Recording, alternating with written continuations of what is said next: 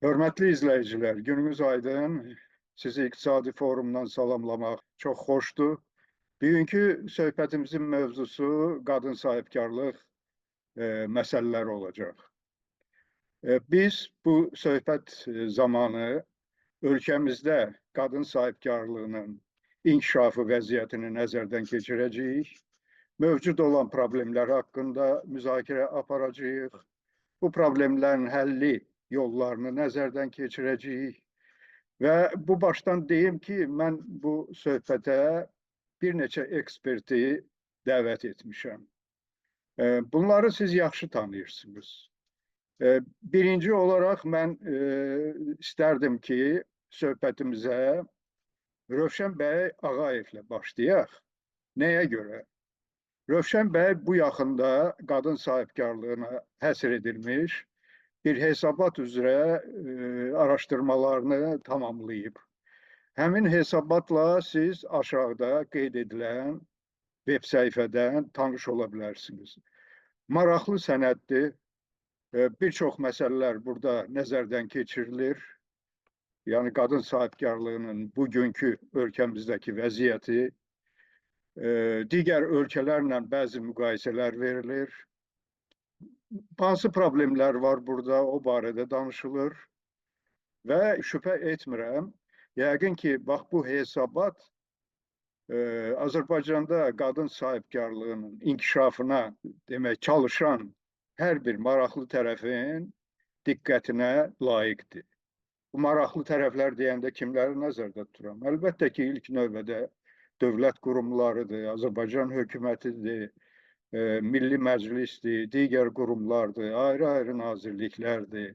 Amma eyni zamanda yəqin ki, vətəndaş cəmiyyəti qurumlarının adlarını da çəkmək yerinə düşərdi. Çünki onlar da uzun illərdir qadın sahibkarlığının Azərbaycanda inkişafı üçün əllərindən gələni etmişlər. Müxtəlif təlimlər keçiriblər, qadınlara birbaşa yardımlar ediblər, məsləhətlər veriblər. Yəni doğrudan da bu sahədə az iş görməyiblər. Üçüncü maraqlı qrup yəqin ki, beynəlxalq qurumlardır. Maliyyə qurumlarıdır, beynəlxalq təşkilatlardır. Onlardan da bəziləri Azərbaycanda sahibkarlığın və o cümlədən qadın sahibkarlığının inkişafı ilə demək maraqlanır, bu sahədə müəyyən işlər görməkdədir. Öncə qeyd etdiyim kimi, bu yaxınlarda bu sahəyə həsr edilən bir hesabat tamamlanıb. Həmin hesabatın müəllifini mən bugün dəvət etmişəm, Rövşən bəy Ağayevi və ona demək müəyyən suallarla müraciət etmək istərdim. Amma onu da qeyd edim ki, hörmətli izləyicilər, bu mövzuya həsr edilən bir neçə müzakirə olacaq, tanınmış ekspertlərlə. Mən indidən onların adlarını çəkmirəm. Onlar da ayrıca sizə təqdim olunacaq. Onların fikirləri burada səslənəcək. Və düşünürəm ki, bax bu seriya müzakirələr ölkəmiz üçün faydalı bir, necə deyim, bir iş olacaq. Hər kəs buradan faydalana biləcək. İndi isə Rövşən bəylə mən istərdim müzakirəmizi başlayaq. Rövşən bəy, sizin bu tədqiqat, siz bu tədqiqata rəhbərlik eləmişsiniz. Bax, bu tədqiqat, araşdırma hansı əsas istiqamətlərdə aparılıb? Yəni, hansı sahələrdə siz material toplamısınız, hansısa təhlillər aparmışsınız? Buyurun. Saat müəllim, demək ki, bu tədqiqat əslində çox istiqamətli ya da daha çox problemi aşkara çıxarmağa yönələn bir araşdırma idi. Tədqiqat rəhbəri deyəndə mən bu tədqiqatın aparanı idim, elə tədqiqatı mən aparmışam. Tədqiqat aparıcısı bir nəfər üzv olmuşuq, tədqiqatçı da mən olmuşam.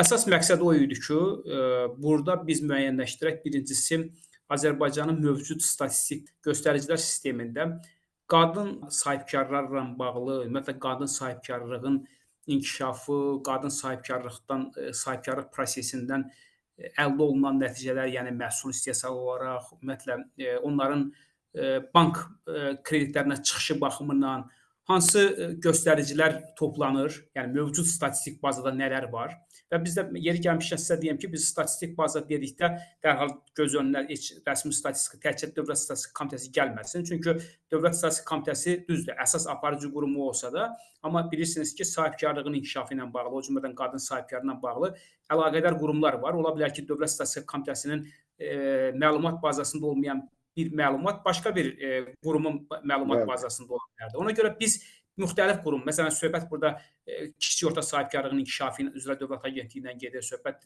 elə İqtisadiyyat Nazirliyinin özündən gedir. Eyni zamanda sahibkarlığa kömək milli fondu, müxtəlif sahibkar qruplarının, o cümlədən qadın sahibkarlığını maliyyələşdirir. Bu baxımdan biz statistik məlumat bazasını araşdırmağa çalışdıq. Baxaq görək bu sahə ilə bağlı əlaqədar qurumların məlumat bazasında qadın sahibkarlıqla bağlı nələr var? Birinci əsas diqqətimiz buna yönəlmişdi. İkinci vacib məsələ bu idi ki, biz müəyyənləşdirmək istəyirdik ki, Azərbaycanda qadın sahibkarlığın inkişafı qarşısında hansı maneələr var? Yəni bu maneələri də biz bir neçə istiqamətdə, ən azı belə deyək də, 2 istiqamətdə təsnifləşdirmişdik. Birincisi, biznesə başlamaq, hələ proses başlamayıbdır. Qadınlar üçün hansı yəni sahibkar olmaq istəyən, bunu düşünən, buna təşəbbüskarlığı olan, amma tutaq ki, prosesə başlamayıb və özünün hansısa bir maneələr görür. Hələ prosesin başlanğıcında hansı, yəni biznesə başlama maneələri deyək də bu. Hansı maneələr var? Bir də biznes prosesinin gedişatında, artıq biznesə başlayıblar, gedişatda hansı maneələr var? Bunu biz araşdırmağa çalışdıq və burada da əsasən mən sizə deyim ki, bizim bu birinci hissə daha çox belə deyək də, stol üstü tədqiqat, daha doğru araşdırma idi, statistik məlumatlarla bağlı. Amma ikinci istiqamətdə biz daha çox Azərbaycanda bir çox sayda qadın sahibkarla ünsiyyət qurduq. Onlarla keyfiyyət sorğular, yəni müsahibələr götürdük və konkret suallar var idi. Bu suallar əsasında onların fikrini daha çox öyrəndik. Yəni bu tədqiqatda əslində sizin gördüyünüz o biznesə başlama maneələri, biznes prosesindəki maneələr əslində tədqiqatçıların özlərinin yox, o şəxslərin, sahibkarlıqla məşğul olan şəxslərin dilindən çıxan deməli problemlərdir, yaxud qeydlərdir. Sadəcə sorğuları təbii ki, biz müəyyənləşdirmişdik. Bir də baxdıq, üçüncü istiqamət əsasən baxdıq görək, deməli bir çox ölkələrdə deməli bizə yaxın ölkələr olsun, tutaq ki, Türkiyə, Gürcüstan, o cümlədən dünyanın ayrı ölkələrində qadın sahibkarlığının inkişafı ilə bağlı hansı təşəbbüslər var, hansısa maneələr olub, bunu necə aşıblar. Bax, məncə bu tədqiqatı bu 3 qrupda təsnifləşdirmək mümkündür. Təşəkkür edirəm, Rövşən bəy. Əsas nəticələr, siz gəldiyiniz, əsas nəticələr, xahiş edirəm, bax o barədə bizim hörmətli izləyicilərimizə məlumat verin. Birinci əsas nəticə mən sizə deyim, statistikada məlumat qıtlığı deməli məsələsi var. İndi yəqin ki, sizin növbəti sualınız olarsa, yaxud bizim imkanımız olarsa, biz ona biraz detallı baxa bilərik. Bu çox maraqlı məsələdir. Deməli, ən çox diqqəti çəkən vacib məsələlərdən biri qadın sahibkarlığı ilə bağlı deməli statistikada olan qıtlıqdır, məlumat qıtlığıdır. İkinci gəldiyimiz nəticə odur ki, amma mən sizə deyim ki, bu nəticələrin bir çoxu bizim ortaya belə deyək də, o maneələr ki var, qadınlar istəyər biznesə başlama dövründə olsun, istər deməli biznes dövründə olsun. Bir çox keçid ölkələrində qarşılaşdığımız, yəni daha doğrusu beynəlxalq təcrübəni araşdırarkən bizim qarşımıza çıxan, məsələn, stereotiplər, qadınlarda belə bir, bizə sorğularda belə bir üstünlük təşkil edirdi ki, Azərbaycan cəmiyyətində stereotiplər var və bu stereotiplər daha çox qadınlar zəif sahibkar ola bilər, yaxud da ki, qadınlar daha çox ev işi ilə məşğul olmalıdır. Yəni, bir çox açıq inkişaf eləmiş ölkələrdə yox, keçid ölkələrin təcrübəsində biz bu cür stereotipləri görürük. Yəni, bu tip məsələlər bizdə də özünü göstərdi.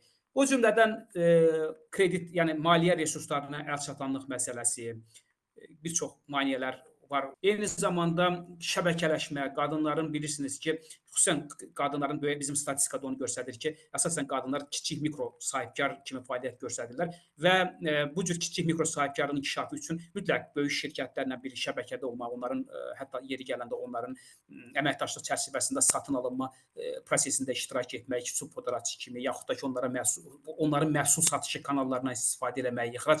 Yəni, bu cür şəbəkələşmə qadınlar üçün hiss olunurdu ki, ciddi bir maneələri var və bir çox ölkələrin təcrübəsini araşdıranda da görülür. Yəni, qısası belə deyək ki, statistikadan sonra ikinci ən vacib ortaya çıxartdığımız nəticə oldu ki, həm biznesə başlamada, həm də biznes prosesinin gedişatında qadınlar üçün bir çox həm mədəni, mənəvi, həm iqtisadi, sosial səbəblərdən doğan, həm də real iqtisadi şərtlərdən doğan bir çox maneələr var. Biz bu tədqiqatda həmin maneələri və problemləri də sistemləşdirib nəticələri ümumiləşdirməyə çalışdıq.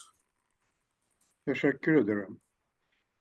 Siz elə birinci gəldiyiniz nəticə statistika məsələsi ilə əlaqədardır da. Yəni, bizim Azərbaycan Dövlət Statistika Komitəsinin qadın sahibkarlığına dair topladığı məlumatlar, apardığı təhlillər və s. və bunların sonra aşkarlanması. Burada deyirsiniz qıtlıq var. Konkret olaraq, bax sizə tədqiqatçı kimi, siz hansı məlumatlarında, deyək ki, bu hesabatlarda əks etdirilməsini arzu edərdiniz? Nədir sizə çatışmayan, daha dərin təhlillər aparmaq üçün? Buyurun. Yəni, bu təkcə mənə yox, sahibkarlıq sahəsində, biznes sahəsində araşdırma aparmış, yaxud bundan sonra aparacaq hər bir kəs üçün bir ciddi maneə sayılacaq məsələdir ki, məlumat qıtlığı. Nədən söhbət gedir? Yəni, siz bilirsiniz ki, bizim mövcud şərtdə sahibkarlıq əsasən iki formada həyata keçirilir. Bir, fərdi sahibkarlıq, yəni fərd olaraq, fiziki şəxs olaraq kimsə dövlət qeydiyyatına keçir, böyüyünü alır. Bir də hüquqi şəxs olaraq müəssisə statusu, deməli, biznes fəaliyyətini həyata keçirilir. Məsələ burasındadır ki, bizim mövcud statistikamızda, bugün açıqlanan statistikamızda qadın sahibkarlıqla bağlı məlumatlar yalnız fərdi sahibkarlığı əhatə edir. Yəni, bizdə fərdi sahibkarların sayı, tutaq ki, misal üçün, hökumət rəsmi statistika açıqlayır ki, 1 milyon fərdi sahibkar var. Amma tutaq ki, ölkə üzrə sahibkarların sayı 1,5 milyon ətrafındadır. Bu nə deməkdir? Bu deməkdir ki... Yəni, deyək ki, MMC yaradan qadın sahibkarlar o barədə məlumat... Tamamilə doğru. Yəni, hüquqi şəxs statusu olan hüquqi şəxs, yəni MMC olsun, məhdud məsuliyyətli cəmiyyətdən başqa da hüquqi şəxs formaları var. Nə olur olsun, yəni söhbət hüquqi şəxsdən gedir də. Hüquqi şəxs və hüquqi şəxs olmayan sahibkarlıq forması var. Bizdə iki forması var. İndi o biri formanın özünün içərisində hüquqi formalar fərqli ola bilər, hüquqi şəxs kimi. Amma məsələ odur ki, hüquqi statusu olaraq hüquqi şəxs formasında olan hüquqi şəxs formasında, yəni fiziki şəxs formasında olan. Bizim statistikamız hüquqi şəxs formasında olan qadın sahibkarların sayı ilə bağlı heç bir məlumat vermir. Məsələn, biz bugün baxanda, bilirsiniz ki, hüquqi şəxs formasında olan sahibkarlarda əsasən orta və iri sahibkarlardır. Düzdür, indi fiziki şəxs də dövriyyəsindən asılı olaraq orta və iri sahib. Amma yəni reallıq onu göstərir ki, bizdə daha çox orta və iri xüsusən iri sahibkarlar əsasən hüquqi şəxs olanlardır. Yəni bugün siz, mən bilmək istəsək ki, Azərbaycanda hüquqi şəxs olan, o cümlədən orta və iri sahibkarların hansı hissəsi qadınlardır, bunu bilmirik. Yeri gəlmişkən elə bu hüquqi status ayrımçılığı etmədən deyim ki, bu həm qadın sahibkarların sayı ilə bağlı məlumat qıtlığı, həm hüquqi statusa görə özünü göstərir. Yəni biz fərdi sahibkarlarda qadınların sayını görə bilirik, hüquqi şəxslərdə görə bilmirik. Sizin dediyiniz kimi, tutaq ki, MMC olsun, başqa hüquqi statusu olan bir hüquqi şəxs olsun, onu yaradan qadınlar, onun sahibi olsun, nə bilim, asosiasiya... Fərqi yoxdur. Bəli, yəni bu halda eyni zamanda siz bilirsiniz ki, sahibkarların ölçüsünə görə də sahibkarlıq subyektləri fərqlənir. Yəni bizdə səhv eləmirəmsə 4-dür də, mikrodur, kiçikdir, ortadır, böyük. Yəni siz istəsəniz ki, bu deməli... Yəni bu təsnifata uyğun olaraq, misal üçün, sayı müəyyənləşdirmək mümkün deyil, görmürsən. Bəli, tamamilə doğru. Yəni siz bilmək istəsəniz ki, nə qədər mikro sahibkar, nə qədər kiçik, nə qədər orta, nə qədər iri sahibkarlığın içərisində qadın sahibkar var, mən onu görə bilmirik. Eyni qaydada da hüquqi şəxslərdə də biz onu görə bilmirik. Bax, ən böyük... Rövşən bəy, gəlin elə burada, bax bu məsələyə dair Mən bilmirəm, siz bu istiqamətdə araşdırma aparmısınız yoxsa yox. Amma düşünürəm ki, bizim izləyicilərimiz üçün belə bir sual maraqlıdır. Yaxşı, bizdə bu məlumatlar görünmür statistika məlumatları içində. Bəs deyək ki, Türkiyədə, Qazaxstanda, Ukraynada, Belarusda, Rusiyada, Özbəkistanda bu təcrübələrə baxmısınızmı? Məsələn, sizin saydığınız ölkələrin hamısı bu tədqiqat çərçivəsində bizim araşdırma obyektimiz olmayıbdı. Ona görə mən yəni tutaq ki, deyirəm. Amma məsələn Türkiyəni misal çəkə bilərəm ki, sizə. Türkiyədə bu cür təsnifatı tapmaq olur. Ümumiyyətlə Türkiyədə bilirsiniz ki, bizim tədqiqatda da var. Qadın deməli girişimçiliyi .gov.tr olmalıdır, səhv eləmirəmsə. Ayrıca olaraq bir sayt var. Ayrıca olaraq bir hökumətin yaratdığı, yəni rəsmi saytdır. O saytda çox detallı məlumatlar olmaqla yanaşı, qadın sahibkarlar üçün təlim bloku var. Yəni bizim bu kiçik biznes üzrə agentliyimizin analogu olan COSGAP, Türkiyənin COSGAP-i dövlət deyək ki, qurumudur, dövlət qurumudur. Onların qadın sahibkarlığı ilə əlaqədar ayrıcana web səhifəsi var. Ayrıca avtonom, yəni avtonom şəkildə fəaliyyət göstərən öz rəsmi səhifələrindən başqa sırf qadın sahibkarlıqla bağlı web səhifəsi var və o səhifədə də dediyim kimi həm ətraflı bayaqdan danışdığımız o bizdə olmayan statistik göstəriciləri rahat tapmaq olur, həm də o saytın əsas funksiyalarından biri budur ki, xüsusi bir deməli bölməsi var. O bölmədə qadın sahibkarları ən çox narahat edən məsələlərlə bağlı video və yazılı mətnlər formasında tövsiyələr, təkliflər verilir. Yəni bir növ onlayn şəkildə təlim belə ala bilirlər. Yəni rahat şəkildə. İnşallah bizdə də olar. İnşallah bizdə də olar. Rövşən bəy, bəs bu statistik məlumatlara dair də qadın sahibkarlığı ilə əlaqədar OECD ölkələridir, Avropa Birliyi ölkələridir. Baxmısınızmı oradakı deyək ki, aşkarlanan məlumatlar, yəni təşkilat olaraq təsnifat aparmamışıq ki, bu OECD ölkələrinin bir çox həm də Avropa Birliyi üzvü ola bilir, ya da əksinə, yaxud da bəzi ölkələr var ki, Avropa Birliyinin üzvü, OECD-nin üzvüdür, amma Avropa Birliyinin üzvü deyil. Bu vəziyyətdir. Məsələn, Türkiyə OECD-nin üzvüdür, amma Avropa Birliyinin üzvü deyil. Amma ümumən inkişaf eləmiş ölkələrə baxmışıq. Yəni inkişaf eləmiş ölkələr üçün bu problem statistik məlumat qıtlığı problem deyil. Yəni onlarda çox rahat şəkildə qadın sahibkarlığına bağlı. Özdə bilirsiniz ki, bu ümumiyyətlə bu uzun müddətli bir trenddir. Qadın sahibkarlığının inkişafı ilə bağlı, bu gender məsələlərlə bağlı. Ona görə də artıq ən azı son 10-15 ildir ki, bu istiqamətdə inkişaf eləmiş ölkələrdə çox irəliləyiş var və məlumat qıtlığı problemi yoxdur. Həm də Sabit müəllim, sizə mən bir maraqlı detal deyim ki, mən o ölkələrin indi başqa sahədə də təcrübələrini araşdırıram da. Məsələ onda deyil, məsələn, ola bilər ki, doğrudan da bizdə hansısa bir məlumat, tutaq ki, onlarda da o hansısa məlumatı istədiyin vaxtı açıq bir mənbədə görməyə bilərsən, dərhal tapmaya bilərsən. Amma iş orasındadır ki, həmin ölkələrin həm inkişaf eləmiş ölkələrdə, hətta mən təcrübəmdə istifadə eləmişəm. Burada məktub yazmışam hansısa bir ölkənin ya Maliyyə nazirinə, ya İqtisadiyyat nazirinə. Başqa bir ölkənin vətəndaşına belə çox rahat şəkildə cavab verirlər. O ölkələrdə məlumatın olmaması, yəni açıq mənbədə bəlkə hansısa səbəbdən diqqətdən yayınıb olmaması problem deyil. Onları hansısa bir tədqiqatçı, hansısa bir tədqiqat institutu o problemi qaldıranda həll olunur. Bizim problemimiz odur ki, bizdə rəsmi statistika ilə bu məsələləri müzakirə edəndə bizə əsas argumentləri bu olur ki, siz istəyirsiniz ki, biz statistik məlumat bazasını sizin tələbatınıza uyğunlaşdıraq. Statistikanın belə bir öhdəliyi yoxdur. Statistika hər fərd, hər tədqiqatçı üçün çalışmır. Yəni, qarşılıqlı anlaşma məsələsində problem var. Biz, məsələn, dəfələrlə mənim özüm də uzun bir siyahı təqdim eləmişəm. Demirəm, həll olunanları da olubdur. Amma xeyli sayda həll olunmayan məsələlər, o cümlədən də bu qadın sahibkarlıqla bağlı. Deməli, bizim statistikada məlumat yoxdur. Amma yenə deyirəm, bizim statistikanın ən böyük problemi odur ki, olmamasına baxmayaraq, hələ həm də tapmaq, onun olmasına ümid yoxdur. Yəni, siz onu yazsanız belə, bugün oturub bir tədqiqatçı kimi, siz, mən götürüb məktub yazsaq ki, bax, o sahibkar tipləri üzrə, o ölçülərinə görə bizə qadın sahibkarların sayını verin. Mən sizə əmin edirəm ki, o məlumatları ala bilməyəcəyik. Bir səbəbi də olacaq ki, statistika deyəcək ki, biz məsələyə o cür yanaşmırıq. Yəni, bizim hesabat formamız o cür deyil ki, biz sahibkarların sayını toplayanda onu həmin qruplar üzrə bölək. Bizə sadəcə ümumi say lazımdır, ümumi sayı götürür. Yəni mən bunu təcrübədən çıxış edib deyirəm. Ki, Teşekkür dəfələrlə ederim. oldu ki, statistikada belə bir məsələdən rastlaşmışıq. Yəni o Teşekkür mənada biz ederim. nəyə görə deyirdim? İnkişaf eləmiş ölkələrlə bizi bir çox hallarda müqayisə düzgün o mənada olmur ki. Onlardan hansısa məlumat Müqayisə etmək hansısa olmur da. səbəbdən Onlarda məlumat var, bizdə məlumat yoxdur.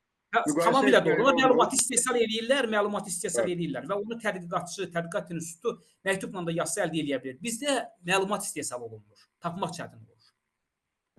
Təəssüf, amma ümid edək ki, bəlkə Statistika Komitəsinin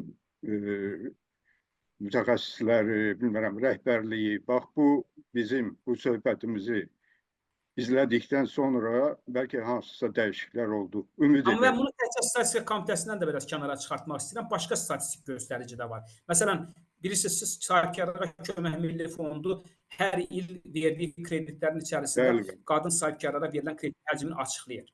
Amma məsələn, axı qadın sahibkarlar təkcə güzəştli kredit almırlar, güzəştli olmayan kreditlər də alırlar. Düzdürmü? Məsələn, Mərkəzi Bankın da bilirsiniz ki, verilən kreditləri açıqlayırlar, həcmini. Amma kreditlərin məsələn qadın kişi sahibkarlar üzrə açıqlanmır. Əvvəllər ümumiyyətlə biznes növləri üzrə də açıqlanmırdı. Son 2 ildə Mərkəzi Bank o problemi həll elədi. Yəni bizdə indi biznes kreditləri, qeyri-biznes kreditlərini görmək olur. Amma məsələn bu cür biz görə bilmərik. Siz Mərkəzi Bankın kredit statistikasında, pul kredit statistikasında görə bilməzsiniz ki, verilmiş biznes kreditlərinin hansı hissəsi qadınlara, hansı hissəsi kişilərə çatır. Yəni tək Statistika Komitəsi ilə də məhdudlaşmır bu məsələ. Yaxud Kobiya və yaxud Kobiyanın adını çəkdiniz. Kobiyanın kiçik qadın sahibkarlıqla bağlı sonuncu məlumat bazası məlumatları 2022-ci ilə əhatə edir. Artıq 2025-ci ildir. Yəni siz 2022-dən sonra orada qadın sahibkarlıqla bağlı statistik məlumatlar falan görə bilmirsiniz. Yəni bu məsələ məncə kompleks. Məsələn bu məsələ kompleksdir. Yəni halbuki daima gərək yenilənsin hesabatlar. Amma təəssüf ki, bax belədir.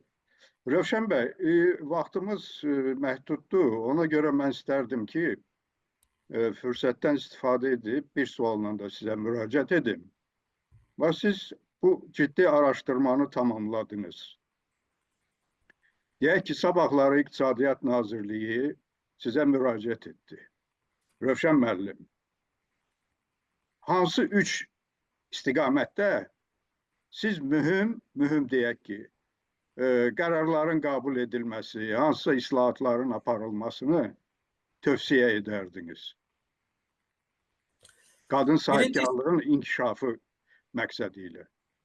Daha da inkişafı, daha da. Təbii ki, bizdə də demək inkişaf etməkdədir və indi açığını deyək də 20 il bundan qabaqki vəziyyəti götürsək, yəqin ki, xeyli irəlidəyik. Amma bizim üçün o belə nümunə ola bilən ölkələrə hələ ki biz lazım olan səviyyədə yaxınlaşmamışıq da. Mən Avropa Birliyini deyirəm, OECD ölkələrini, bu inkişaf etmiş ölkələr.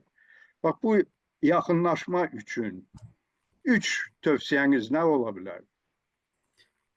Saat müəllim, əvvəla mən açığı bilmirəm. İndi biz hansı göstəriciləri götürüb 20 illə indirim müqayisə eləsək, yəni nə qədər harda irəliləyiş olduğunu, yəni bizim tədqiqatın obyekti o deyildi, amma o da bir ayrı tədqiqat mövzusudur. Amma biz nəyi yəni tövsiyə edərdik? Birincisi, maliyyə vəsaitlərinə çıxışın Rövşən bəy, mən o ifadəni öz təcrübəm və təşkilatımın təcrübəsinə əsaslanaraq demək o ifadəni işlətdim. Yəni sizin hesabatda bununla əlaqədar siz araşdırma aparmamısınız. Amma bizim təşkilat bu istiqamətdə elə təxminən 15-20 il bu və ya digər layihələr üzrə araşdırma aparır, nə bilim, təlimlər keçirir. Yəni bu istiqamətdə müəyyən təcrübəmiz var. Ona əsaslanıb mən o ifadəni işlətdim. Buyurun, Rövşən bəy. Çox qısa xahiş edirəm. Saat müəllim, əsas məsələ düzdür. Bu ola bilər bütün ümumi sahibkarlığın problemidir. Amma qadınlar bunu bizə müsahibələrdə öz üzərlərində daha çox hiss elədiyini deyirlər. Maliyyə vəsaitlərinə çıxışın məhdud olması. Yəni bu istiqamətdə nəsə düşünülməli, həyata keçirilməli. Bəli. Çünki qadın sahibkarların dediyinə görə onlara bank kredit təşkilatları tərəfindən yəni əks cinsin nümayəndələrlə müqayisədə, yəni onların dediyi mənə özü də onun xeyli hissəsi dilə gətirdi ki, daha belə deyək ki, biraz Güven tərəddüdlü yok. münasibət. Güven yoktur. Güvən İnanıyorum. daha bəli. Yəni Başka. ikincisi Bəli. təcrübə və bilik çatışmamazlığı məsələsi. Yəni qadınların özləri deyir ki, qadınlarla müqayisədə kişi sahibkarlar daha dinamikdir, daha aktivdir. Yəni bir çox stereotiplərdən uzaqdılar. Yəni o cəmiyyətdə deyək mən sizə dediyim mədəni, sosial stereotip səbəblərdən yaranan stereotiplərdən uzaqdılar və hətta yeri gələndə hansısa bir təcrübəni qazanmaq üçün rahat Yani şəkildə bu xarici sahədə ölkələrə gedə bilirlər. bu sahədə xüsusi təlimlərə mi ehtiyac var? Şübhəsiz. Hətta mən bayaq sizə Koskebin misalını gətirdim ki, Bəli. Koskebin deməli saytında belə ayrıca bir təlim bölməsi var, onlayn təlim bölməsi. Orada çox rahat şəkildə qadınlara hesablanmış, ünvanlanmış xüsusi mövzular üzrə mühazirələr yaxud da ki, sual-cavab şəklində sanki özləri canlı iştirak edirmiş kimi. Çünki onların bilirlər ki, hansı suallara cavab ehtiyacı var. Videolar çəkilir, qoyulur, mətnlər şəklində sual-cavablar verilir. Eyni zamanda Bu canlı çox təlimlər yaxşıdır, çox bölməsi, yaxşı. məsələn, Kobiyanın tərkibində, yəni davamlı olaraq, yəni bu kampaniya kimi yox da, tutaq ki, bir ildə bir dəfə yox. Davamlı olaraq bir təlim mərkəzi ola bilər. Bu təlim mərkəzi deməli bu işi görə bilər və ən vacib məsələlərdən biri bu şəbəkələşmə məsələsidir. İri şirkətlərlə kiçik orta biznesin, xüsusən də orta yox, kiçik və mikro biznesin əməkdaşlığının qurulması, onların birgə layihələrdə iştirakı. Düzdür, bu biraz hökumətin ola bilsin ki, mandatını aşan məsələdir, amma hökumət burada bir növ təşəbbüskar kimi çıxış edə bilər də. Bunlar arasında bunları Necəsə görüşdə təşviq edə bilər də, yəqin. ola bilsin, bəli, təşviq edə bilər ki, məsələn, mikro kiçik sahibkarlıqla birgə şəbəkələşən şirkətlər hansısa təşviq mexanizmləri ola bilər. Bəli. Klasterlərlə əlaqədar deyək ki, hansısa təşviq siyasəti ola bilər ki, qadın Bəli. sahibkarların iştirakı ilə. Eləmi? Bəli. Düzmü başa düşdüm? Tamamilə doğrudur. Bir də Təşəkkür bazara edirəm. çıxış. Bəli, buyurun. Bir də son olaraq siz üç dediniz, amma mən bunu da xüsusi olaraq deyirəm. Aha. Bazara çıxış və müştəri tapılması ilə bağlı mən düşünürəm ki, bu marketinq araşdırmalarının aparılmasında, bazarın öyrənilməsində mən hiss elədim ki, yəni müsahibələrdə deyilənlərdən xeyli tərəddüdlər və çətinlikləri var. Ola bilsin ki, bu istiqamətlərdə də belə deyək, müəyyən əlaqələrin qurulması, müəyyən istiqamətlərin verilməsi ilə bağlı hansısa bir təşəbbüslər göstərilə bilər. Belə, yəni ki, Təşəkkür edirəm. çoxdur məsələlər, amma siz daha qısa tutduğunuz üçün mən vaciblərini dedim. Təşəkkür edirəm Rövşən bəy, təşəkkür edirəm. Təbrik edirəm bu çox yüksək səviyyədə aparılmış araşdırma ilə və çox istərdim ki, bu işlər davam etsin, bu tədqiqatlar davam etsin, genişlənsin və bunların hamısının əlbəttə ki, ölkəmiz üçün faydası var. Təşəkkür edirəm sizə. Siz sağ olun, Sağ müəllim, dəvət üçün və sağ olun. Sağ olun. Hörmətli izləyicilər, beləliklə araşdırmacı Rövşən bəy Ağayevlə söhbətimizi tamamladıq. Ümid edirəm ki, söhbət sizin üçün maraqlı oldu və bu müzakirədən maraqlı tərəflər olaraq hər kəs müəyyən fayda əldə edə bildi. Çox ümid edirəm ki, bu söhbəti baxanlar arasında, izləyənlər arasında qadın sahibkarlarımız da olub. Çox ümid edirəm ki, baxanlar arasında, izləyənlər arasında bu söhbəti aidiyyatı olan dövlət qurumlarının nümayəndələri olub və yəqin ki, onlar özləri üçün nələrsə qeyd ediblər və beləliklə bugünkü söhbətimiz tamamlanır və mən bu bugünkü söhbətimizin əvvəlində qeyd etmişdim ki, biz qadın sahibkarlığına həsr edilən bir seriya müzakirələr keçirəcəyik. Bugünkü birincisi idi. Növbəti müzakirəmiz yaxşı tanıdığınız, çoxlarınızın yaxşı tanıdığı Şəhla xanım İsmayıl'la olacaq. Bildiyiniz kimi Şəhla xanım ölkəmizdə ən yaxşı tanınan ictimai xadimlərdən biridir. Rasional inkişaf uğrunda Qadınlar Cəmiyyətinin sədridir. Şəhla xanım tək bizim ölkədə yox, ümumiyyətlə beynəlxalq səviyyədə çox yaxşı tanınan bizim ictimai xadimlərdəndir. və Şəhla xanım da qadın sahibkarlığıyla əlaqədar xeyli işlər görüb. Yəni bir sıra layihələrə rəhbərlik edib. Ona görə onun fikirləri ilə tanış olmaq düşünürəm ki, bütün maraqlı tərəflər üçün maraqlı və faydalı olacaq. Həmin müzakirə 2 həftə ərzində sizə təqdim ediləcək. Xahiş edirəm, bizi izləyin. Bu qədər. Ümid edirəm, bugünkü söhbətimiz yenə də ümid edirəm ki, sizin üçün maraqlı oldu. İnşallah yeni görüşlərə qədər. Sağ olun.